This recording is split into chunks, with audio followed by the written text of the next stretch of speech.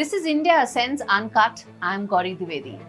And today we are going to talk about the Chinese economy, why it's going through a really bad patch, how long this could last, and most importantly, how can it impact India and will it have a lasting impact on the India-China relations? All that we'll try and pack up in 3 minutes.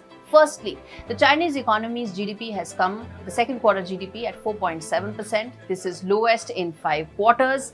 Most importantly, people are not spending money. The average Chinese is now holding on to cash because of job insecurity, because of salaries being cut, also because of the money he invested in his property is now worth a third or maybe less than half of it, depending on how bad his luck was.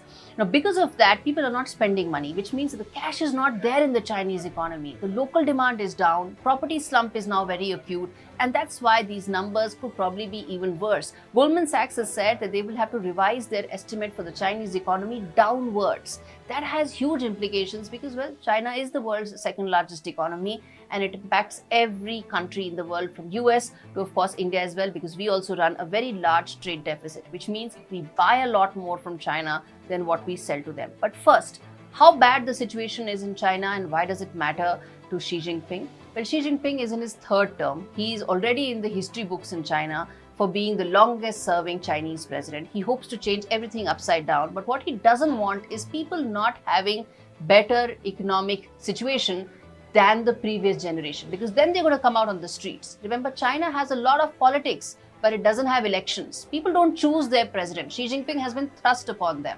But what they can do is revolt against it. They can come out on the streets, like what happened in 1989, the Tiananmen Square protest. It still haunts people in CCP, and that's what Xi Jinping doesn't want. But at this stage right now, things are really stacked up against the Chinese economy. People are not buying houses. Property contributes about a third of the Chinese economy. And as of now, property prices have actually decreased the fastest in a decade. Sales are down by about 19%. Most importantly, banks are not giving loans to either developers who are going bankrupt or to people because guess what? They're now earning less than what they were earning earlier. All this adds up to a really bad situation for the Chinese economy. It could get worse because if Donald Trump walks into Oval Office, the first thing he's going to do is slap tariffs and make those Chinese imports that much more expensive.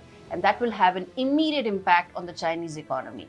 Last thing, how does it impact us? Well, what it does mean is that the instability in the economy, the uncertainty, could have a bearing on how Xi Jinping wants to project himself. As I said, he is a history-defying president. He wants to go down as being this larger than life. If he can't fix the economy, what is the one thing he's going to try and fix? Well, the geopolitical situation. Try and see to be the bigger neighbor as far as the India-China relations are concerned. So I feel that there could be more tension with China in the next couple of quarters simply because the economy is not doing that well. And how do you distract people? You distract them by saying that, well, guess what? We are really much bigger than our neighbor. So the next couple of quarters or maybe about 2 years would probably be a very testing time for the Chinese economy with huge ramifications for us in India as well.